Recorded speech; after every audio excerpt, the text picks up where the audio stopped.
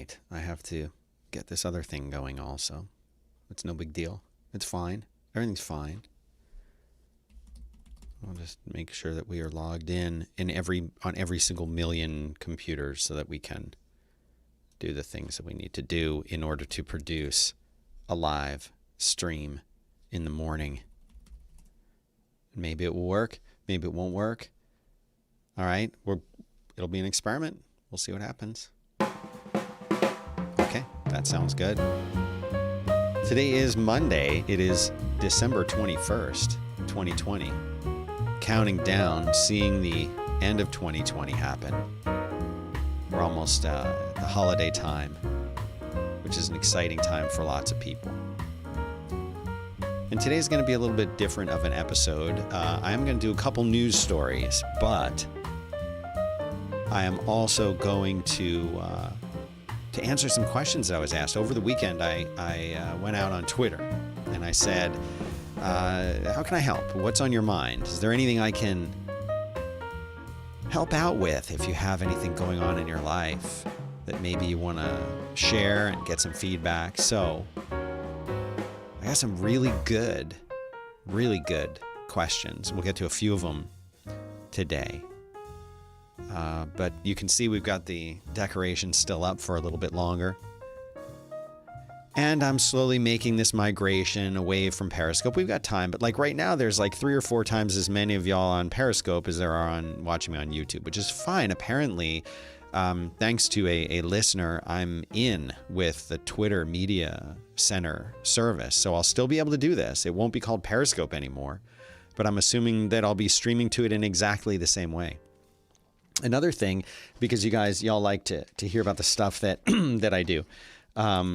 I have this really nice wireless mic setup called the Rode Wireless Go. I haven't even peeled off the little plastic. Are you one of those people who doesn't peel the plastic off? And if you see someone leaving it, or are you the kind of person who, if they leave it on, that it bothers you? Because it's definitely been left on that one. But it's a lav mic like this.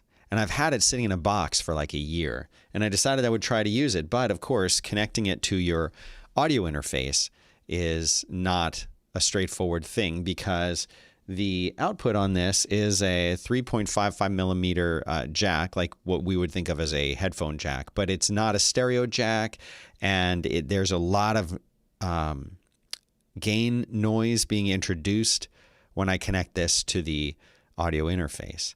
So I have ordered like a little adapter. Well, I ordered this adapter, and this one does not work. So I've ordered another one, which will be here Tuesday. So maybe one day I'll show up and this microphone won't even be in the shot, and I'll have a lav mic and I'll sound maybe tolerable. So that's the inside baseball. Ollie B says good morning. Norm says morning.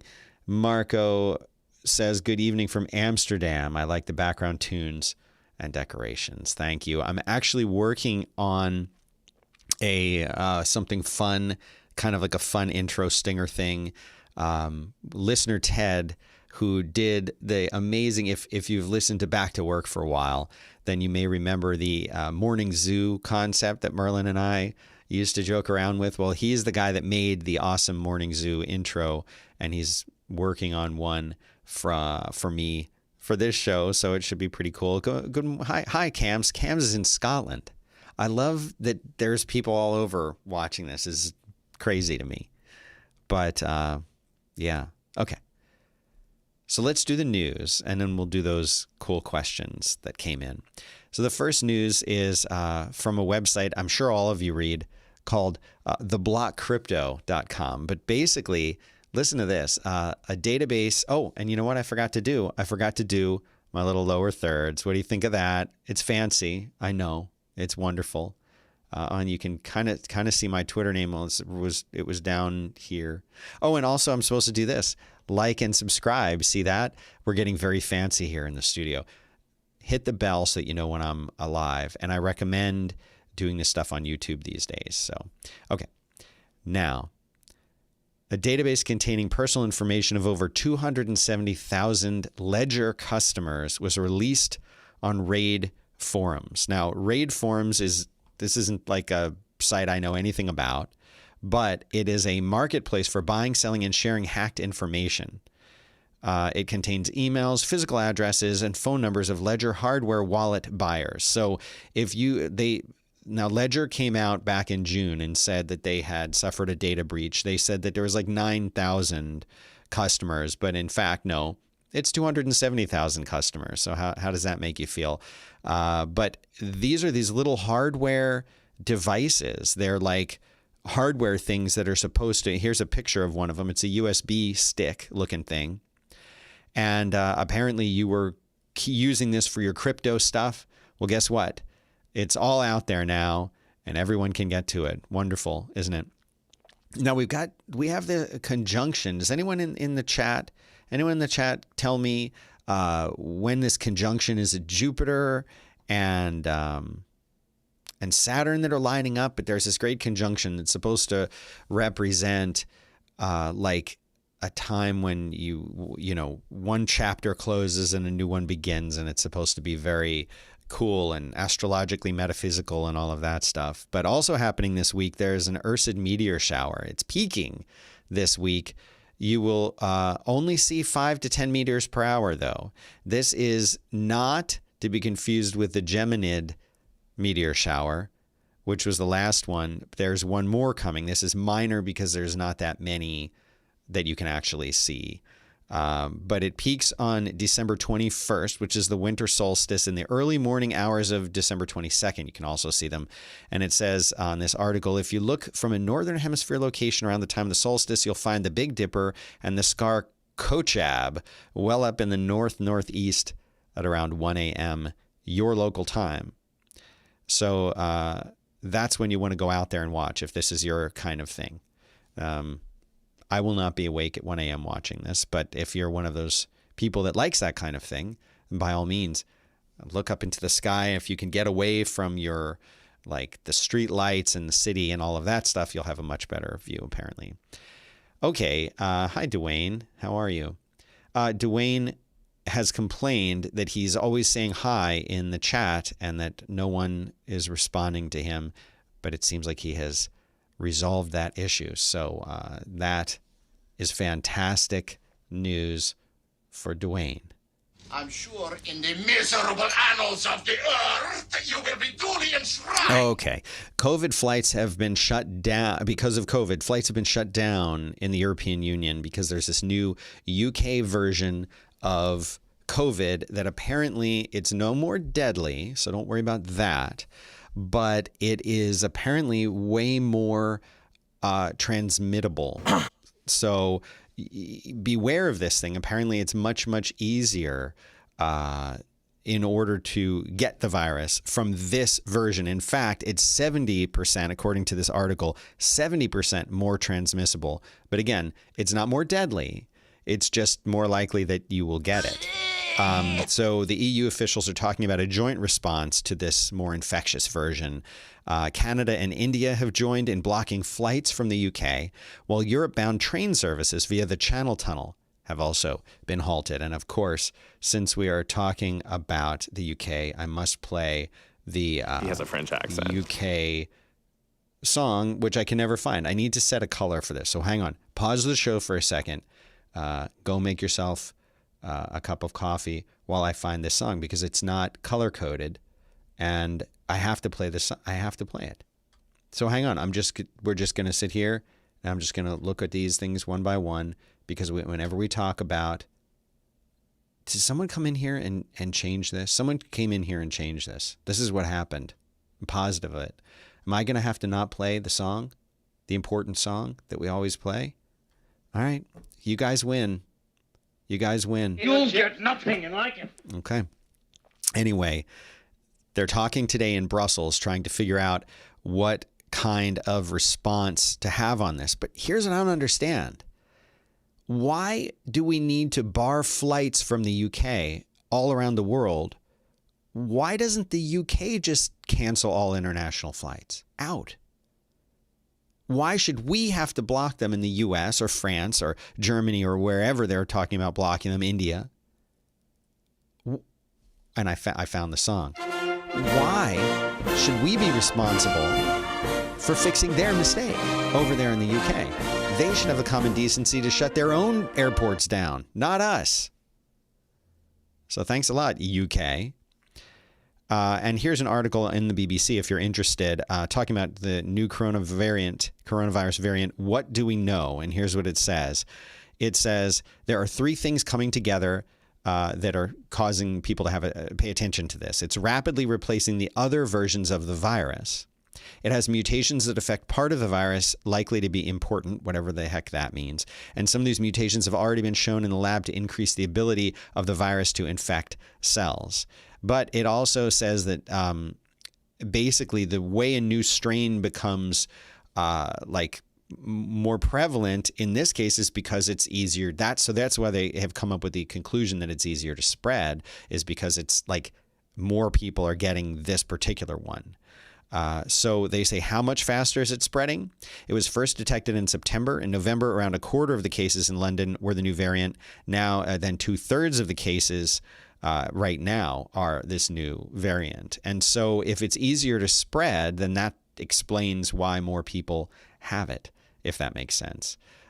So there was a presentation by Dr. Eric Voles. Dr. Eric Voles. That's your name, dude. And during the talk, he said, it's really too early to tell, but from what we'll see so far, it's growing very quickly. It's growing faster than previous variants ever grew, but it's important to keep an eye on it. So that's it. And it says, how far has it spread? It's in the UK. But you know what? If it's in the UK, it's past that. They say that all through the UK, not Northern Ireland for some reason, heavily concentrated in London, the southeast, and eastern England. But you know what that means? That means it's everywhere. That means it's in Canada. That means it's in Scotland. That means it's here in America. And what do y'all think of this in the chat? They're saying that...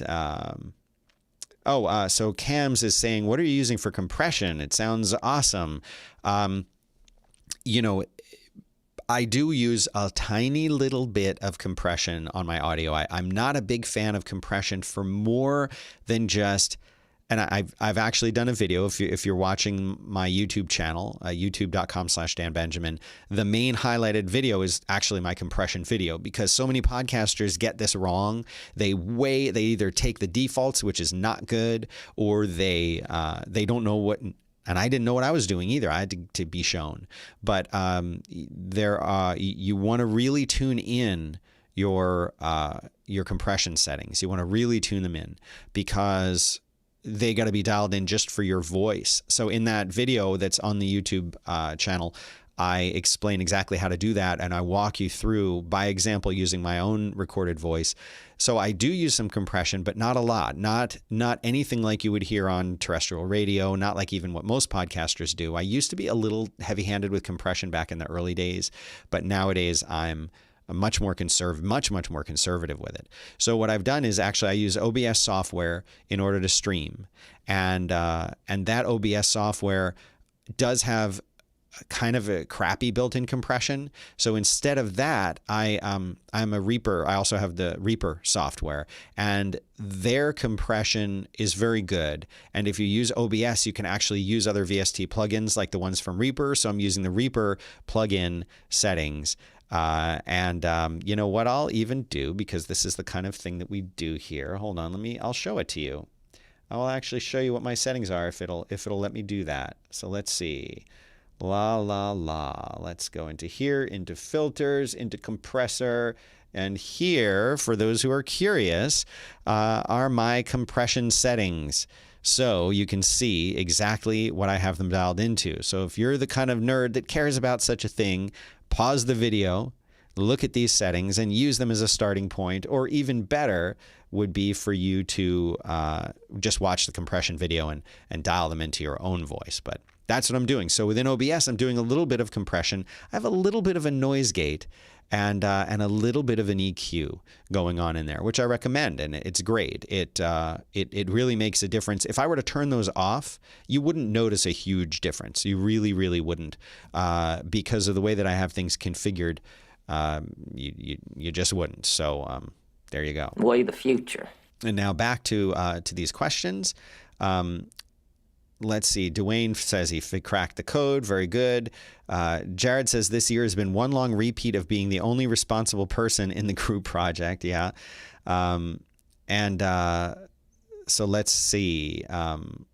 Brienne says, can the aliens come down now and put the whole world on lockdown? Yeah, I think that's what needs probably to happen because no one else is going to do it. So, okay, let's get on to these questions because they're really good. So, like I said, over the weekend, I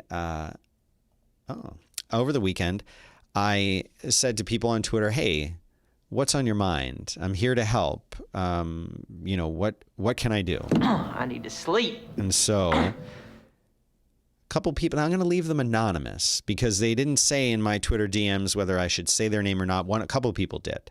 But I'm just going to read this, and hopefully I asked for permission, and they said yes, but I didn't ask them if I could use their name, so I'm not going to. So this is just the first one. I'll just say, here, this is from a guy, Okay. And he says, I'm losing my full-time job at the end of the year, and I'm struggling with looking for something else full-time or trying to run with freelance web design. Right away, my instant response, if it had just been that, would be, yes, of course, start your own thing. But it gets more complicated than that. I have no savings, though my wife does work full-time and has us covered for health benefits. I've been a career IT support person for 25 years, and while I've dabbled in web dev off and on for a long while, studying a handful of one-off clients, etc., I'm by no means even an intermediate in that field. I don't have any real strengths in programming, HTML and CSS, I guess, but I'm not an expert with those by any means either. A lot of the actual web dev work I've done professionally has been with WordPress, but it's never been anything fancy, just spinning up WordPress installs, plugins, and tweaking themes and content to what the client wants. I really want to be a front-end dev designer, but it seems like most companies' clients want back-end skills, even when they're looking for a focused front-end person. Okay, but it gets a little bit more complicated. Also, we're in debt. So that factors into my being on the fence about whether to try picking up a new full-time gig, which will likely be another support position since my dev design skills are so limited, versus going all in on freelancing since the pay there isn't consistent. My wife has been pushing me to go the freelance route, but I have a hard time trusting myself to stay consistent enough to build it up and get to a place quickly where I'm making enough to keep things afloat. So I guess my question is twofold. Would you recommend I start looking for something new full-time immediately, or should I try hitting it hard with freelancing?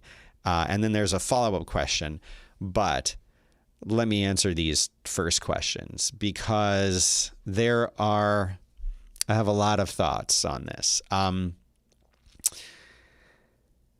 am a big fan of people building skills and starting their own businesses. This is what I did on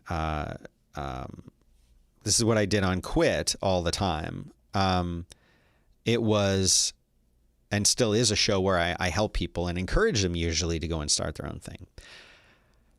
Okay, but right now with COVID going on, with as hard, I'm hiring for a new role here, a producer, office manager kind of role. And this little role, we got like more than 200 plus people applying for this role. That's in like a day or two. I mean, that is mind blowing. And I'm like blown away by it. I just think that that's a lot of people that we've had to go through. And the idea of you quitting a job that is paying you, I would recommend not doing that right now, but he's losing it anyway. He's already going to be out there. But if you're in debt and it's during COVID, I'm going to go against type here and say, get a full-time job, especially because of two things. And there's two reasons why I'm saying this. The first reason is, you said that you don't believe that you have enough skills and qualifications to really do this full time. All you've done is tweaked WordPress sites. Now, there is a market for tweaking WordPress sites, but without a client base already, without a contract of someone already paying you, it's going to be tough to find this kind of work. A lot of companies just are putting things on hold right now until they see what the heck happens. The second thing is, you said that you don't trust yourself to be consistent and apply and show up every day. That is, here's what I want to hear. If you're thinking about really doing this, what I want to hear is you saying, I'm a bad ass at this stuff and I love doing it. And all the projects that I've had have been really successful. And I feel so encouraged that I have to go and do this. I don't have a choice. You've not said that, sir. So I'm going to say now is not the right time. But here's what I would say for you to do. Try and find that full-time job. In the meantime, spend 100% of your time that you're not using to find a job to get either new skills by taking online courses or doing volunteer work or learning, or there's so many YouTube videos. Everything I know about Adobe Premiere, I learned, yes, I did transfer some knowledge from Final Cut Pro back in the day, but I learned it all from YouTube videos. And that's how I'm able to edit video now, is from YouTube. I paid nothing for that. And even if you had to pay $50 for a class or $100 for a class, it's going to be worth it. And you'll learn it and you'll become a pro at whatever the thing is that you want to learn. But do that while you're looking for a job, but keep your focus on that job. And when you get the job, commit to staying there for at least a year or two. But that whole time, start building up your skill set and start building up your side business. I know that this is not the answer you want to hear. You want to hear me say, yeah, go and do it. It's great. Take a risk. But I'm risk averse in times like this, the way that the world is right now and the way the economy is right now. And it's so many unknowns with coronavirus. I've got to say, no, don't do it. Try and get that full-time job. Now, if it turns out that you don't find a full-time job that's good for you, right, in this time, you'll still have been building up all these skills and trying to pick up clients.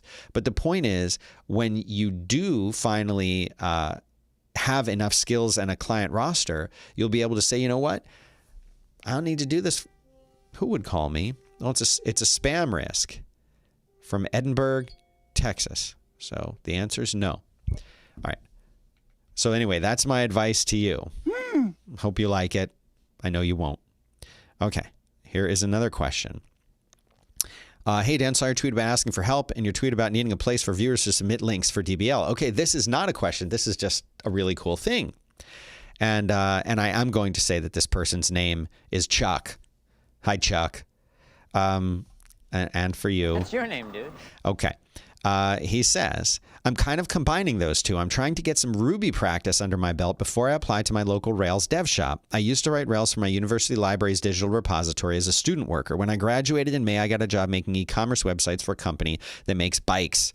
The job is fine, but it's not the job they represented it to be. So as an exercise, I would like to build a Rails app that lets people submit links for DBL, comment on them, vote on them, and get badges if they get a link on the show. I wouldn't expect that you'd use it. I'll use it. I'm just asking for the possibility of Dan disappointment if I don't get it done by an agreed upon date. So my answer is yes, absolutely. I'm excited too. Build this thing. And I absolutely will use it. This is exactly the kind of thing that I want. So yes, please make it so, Chuck. And thank you very much. And I can't wait to use it. And why isn't it done yet? And why is it taking so long? All right. What? It's going nuts right now. My phone is. Who? I'm doing a show. Stop. All right. Michael, and who said I can use his name, says, he says, Dan, I've listened to you for years. In the beginning of November, I lost my job due to budgetary cuts. You see what I'm saying? I'm saying don't leave a job that's paying you right now. It's impossible to get a job right now. 200 plus applicants for this job that we have here. 200 plus. Okay. At the end of the same month, I lost what I believe was the love of my life. How does one pick themselves up in the darkest of times and move forward? Like, this is just 2020. I mean, that's just what's going on right now. It's everything sucks. And everything is the worst, really, right now. Well, before I answer that, there are a couple comments. I need to look at the comments first before I go to the next one. But see, there's a little delay. So sometimes the comments don't come in right away, and I look and there's none. But Charlie Greenman in the chat says, to be honest, there are a lot of hours out there to be had with WordPress installation and customization. Absolutely agree. But you need to have an online presence. You need to be known for that. How are people going to find you? You might need a website for it. You might need friends. You might need references. You know what I'm saying? You need all of this stuff in order to, and ideally some paying clients. Like, yeah, there's work out there. But you know what I'm going to do as an experiment, because people ask me this all the time.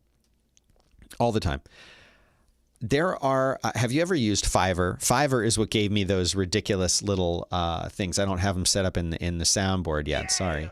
But there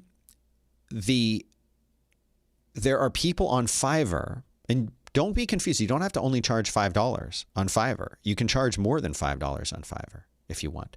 There are people who charge much more. But what I'm thinking is, put yourself on Fiverr and say, I will install and configure WordPress for you for, make it $50, $100, whatever it is that you think is fair. Don't worry about it. Figure out and say, but be specific and say what this includes, right? Buddy, I've got this is a new idea. Thanks to to Charles in the comments. Here's my idea. This is your new business idea that you're going to do this today, now. You go onto Fiverr and you say, I will set up and configure WordPress for you. For, X number, I don't know how it works with WordPress, X number of plugins, or you'll spend 2 hours on it. You've got to time box it, or you've got to constrain it. Otherwise people will take advantage of you. But, you give me your login to your server. I will configure WordPress the way that you want it, up to 2 hours of work for $100 or $200 or $50 or $3 or whatever you think is fair. And so that will be your thing. And that's how you'll start to get clients and work. And if you do that, don't worry about how much they're charging. And it sounds like once you've lost your full-time job anyway, you're just going to be out there, right? You're not going to have anything to do for probably 8 hours a day, because job searches don't take 8 hours a day. So other than, I'm sure you're going to be going on walks and exercising to get into shape. I know you'll do that. And aside from the hour or two that you might spend researching jobs or doing interviews, the rest of your time is going to be taking and make them cheap. Because by the time that you're done, not only will you be beyond expert level at doing this stuff in WordPress, but you'll have like 100 clients. And you'll say, hey, maybe here's a business here. And I'm not saying it'll be based on Fiverr, but now you'll have 100 clients in your roster. What do you think of that? I think it's a great idea. Thanks, Charles, for inspiring that. Michael says, if one's skills are extremely high, then sales can be easier, but freelancing without very well-developed skills can devolve into being mostly a sales job. This is difficult. That's true. And I remember when I was doing consulting work and software development for other people, which I loved and did that as a business for a long time and really enjoyed it. You spend a tremendous amount of time doing sales. So if you're not good at sales or you don't like doing sales, then maybe don't do that job. Sleeve Geek says, I regularly see 200 to 300 applicants for jobs I'm thinking of applying to, not even entry-level jobs. Yeah, it's absolutely insane. If you would be a fool to not be focusing on a full-time job right now. But if you have one, don't leave it. That's my advice. Okay, but let's go back to this one, because this one's tough. Lost his job in November due to budgetary cuts, and at the end of the same month lost what he believes was the love of his life. There's a lot that I don't know about Michael. For example, I don't know how old he is. I don't know how long the relationship was going for. I don't know what his job was. I don't know how long he was at the job. But I have to tell you, Michael, that you are not alone at all right now. I mean, you may be physically alone, but you're not alone in spirit, and you're not alone because there are so many people right now that are in very similar situations to yours, both or all of those things happening to them, and worse. I mean, it really sucks. And I'm not like a mental health person, but I can tell you that finding someone to talk to about this is super, super important. Of course, it costs money to get a therapist, but it's money well spent if you can afford it. That would be step one. Don't try, whatever you do, don't try to resolve this all on your own. It's so easy to get caught up in your own head and your own thoughts and talk yourself into things or out of things. You need to have someone that you can talk to. Maybe it's a friend, maybe it's your parents. If you can afford it, then definitely talk to a therapist. But you definitely will. And there's nothing, and there's still, even in 2020, there's still this stigma about asking for help or saying that you need help. It's absolutely crazy. And I don't understand why it exists like that. Like, there's nothing bad about saying I need help or saying I'm in a situation I don't know how to get out of. But that's tough. I mean, losing your job, for most people, at least most people in America, a big part of our identities are tied into our jobs and what we do for a living. And so if that changes, if you no longer have that, you're like, well, who am I now? Like, what do I do? What is my value? I've been rejected from this job. I've been fired. I've been let go. I'm no good, right? That's like the feeling you get. And then on top of it, you lose your significant other, your spouse or something like that.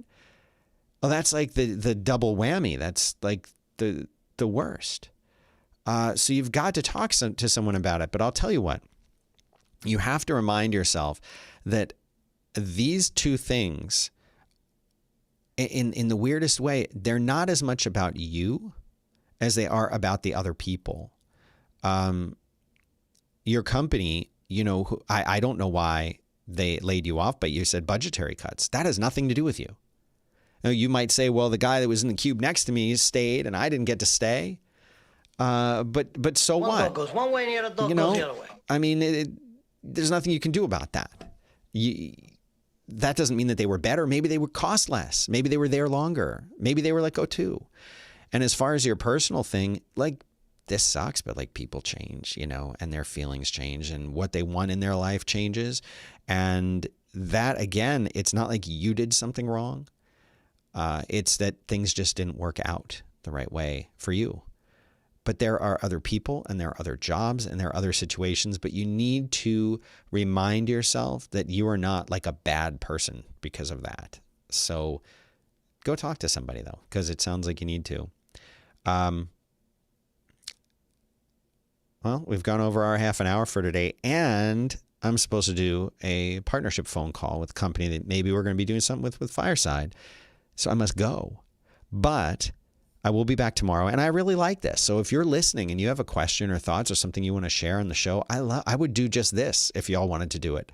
I love it. So be sure to like and subscribe. How fancy is that? Oh, it's so fancy. If you want to contact me, I'm at Dan Benjamin on Twitter. DMs are open. You can also leave it in the comments here on YouTube. I will see those as well, and I can answer them on the show. You can email me if it's super private, dan@5by5.tv. And that's about all I've got for you today. So that's it. You know where to find me. And I will be back right here, youtube.com/Dan Benjamin, Periscope for now. See you tomorrow. Have a good one, guys.